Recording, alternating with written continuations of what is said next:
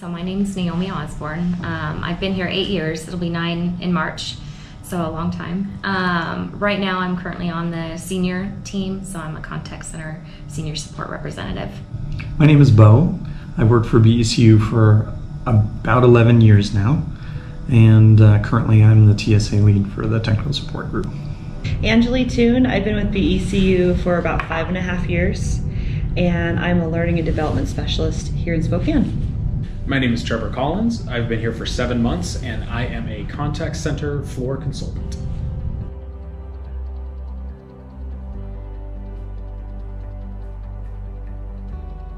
Well, at first, it was a very different process for me as far as being reviewed from any other company I'd worked for.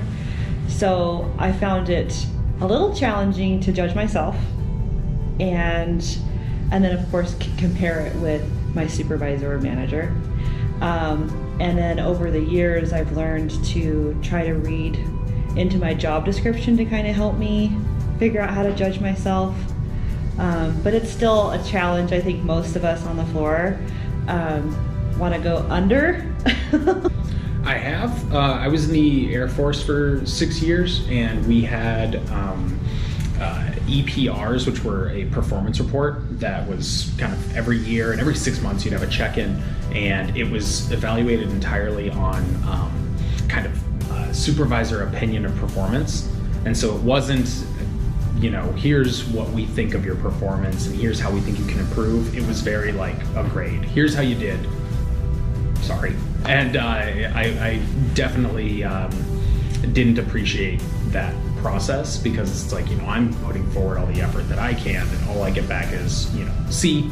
There's 5 possible options, or 5 grades you could get, and 3 of them are just instant bads. And then one of them is like, well, why aren't you the 5? And that's the whole way that the rating system worked. And so it wasn't I don't think it was a very good assessment.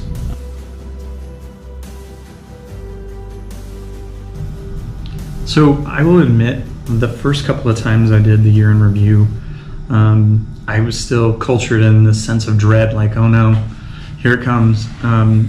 But as the years went on and I realized more and more what you're trying to accomplish with those year in reviews, it felt like I actually look forward to the year in review one-on-one session. I look forward to recapping the year at large and talking about achievements and looking at the opportunities and having a chance to just sit down and you know, talk about the things that we've experienced. And a lot of that honestly can be your home life, and it can be, hey, I know I had a hard year this year, this is what happened, you know why, because your supervisor is invested in you, and that feels really good. Or I had a really good year and it was great, and let's talk about that and how we can make that you know, the same thing next year. So I look forward to it a lot, honestly. Well, for me, I really like to get to sit down with my supervisor and get that one-on-one time, so that I know how I finished out the year, but I can also look forward to the next year and know how I'm going to build to move forward on my career path. And I can get a clear identifier from my supervisor as to how they're going to support me to get me to move to those next levels. Makes me feel really good. Just kidding. No, it's an opportunity to kind of calibrate with my supervisor or my manager. Because again, like I said before, sometimes you have that unknown of, like, you're not aware of what you don't know. And so the year-end review is kind of making that a solid with your supervisor, that you're on the same page, you have the same goals, and the expectations are being met.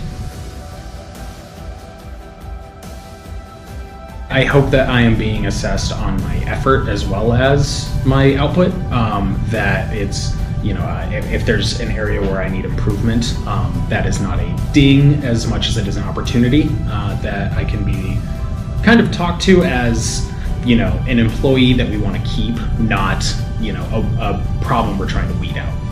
And so that's, as long as everything is coming from, like, you know, that kind of let's collaborate environment, not I'm sitting you down so I can tell you what you did wrong or right, then I'm pleased with that. So for me, I really take the time on my year-end review to give specific examples of how I've met each category. I'm not a super bullet point kind of person. I'm more of a meat and potatoes, here's a paragraph of what I've done.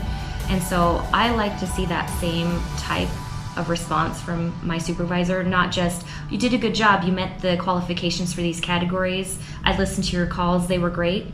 But actually specific examples of, here's an example of how you de-escalated very effectively and stopped that member from going to Benson. And here's a good example of how you facilitated our team in moving forward and getting us that exposure that we've been looking for. So it's those types of things that I really look forward to.